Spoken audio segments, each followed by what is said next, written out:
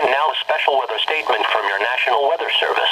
Issued at 2:07 p.m. The following message is transmitted at the request of the Centers for Disease Control and Prevention CDC.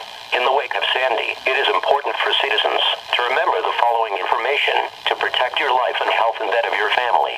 Drink clean, safe water and eat safe, uncontaminated food. Keep generators outside at least 25 feet from doors, windows and vents. Do not grill inside your home. The fumes can kill. Never touch a downed power line or anything touching one. Use 1 cup of bleach for each gallon of water to remove mold.